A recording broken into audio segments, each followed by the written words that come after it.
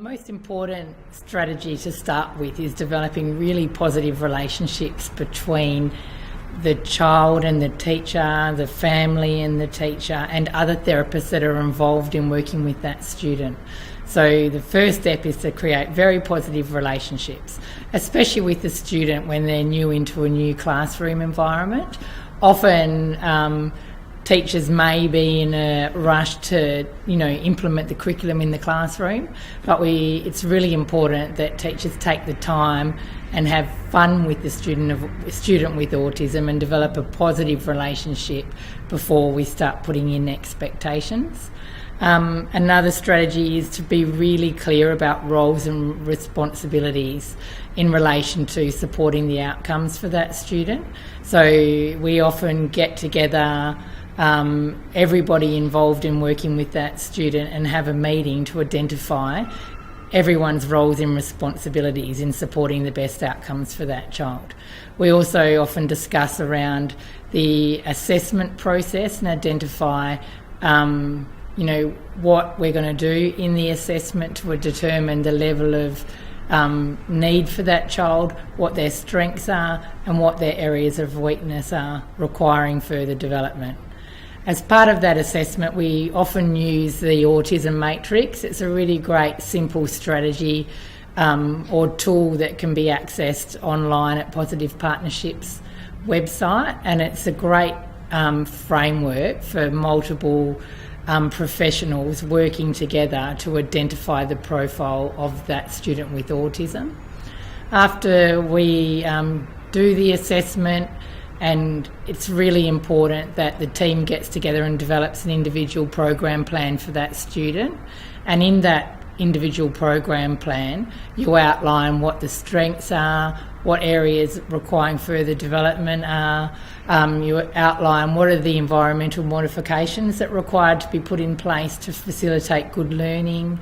We also include the strategies required to adapt what's required in relation to adapting the curriculum so the student's able to achieve a sense of mastery across the activities they participate in.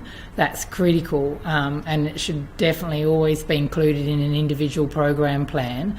So every time the child's engaging in any activity, they're feeling a sense of success through performance, and they're a lot more motivated to keep trying new activities because they know that they can achieve something successfully.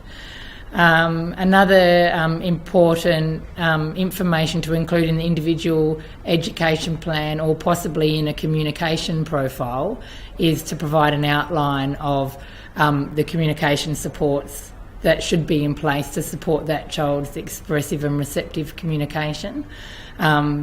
We often look at creating a total communication environment.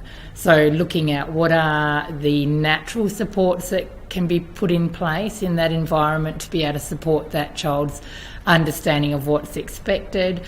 Simple strategies like talking to the teacher about using really concrete language, waiting 5 seconds before they repeat asking a question to the student. Using visual supports.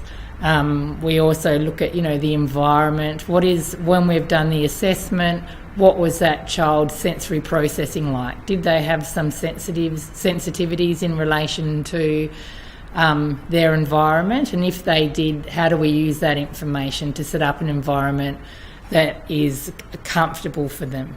So, for example, if they're very sensitive to noise, which a lot of children with autism are, then we're not going to, we might sit them at the front of the classroom and make sure we put in supports that to make sure that they're aware if there's going to be a change in the environment in relation to sound.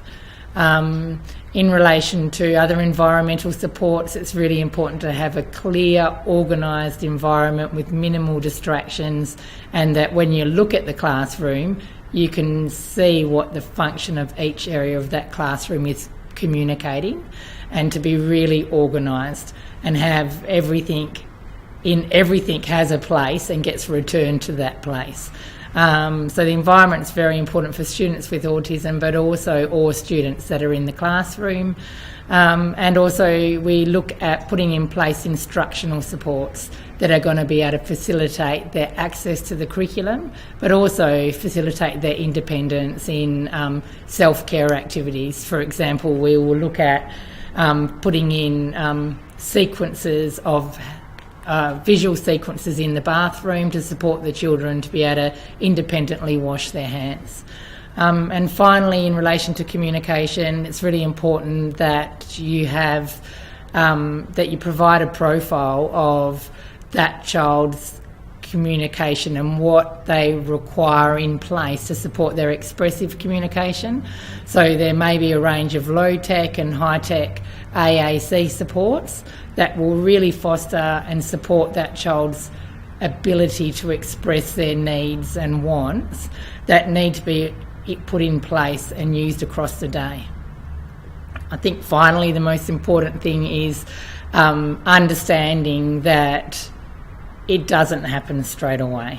Is that when you work with a student with autism for the first time, it's important not to get overwhelmed, to not be afraid, to just embrace it. Know that once you develop a relationship with that child, the child will teach you what you need to know to be able to make the right changes for that child. And through that relationship, you and the child will grow and you will achieve successful outcomes. And most importantly, you have to have fun.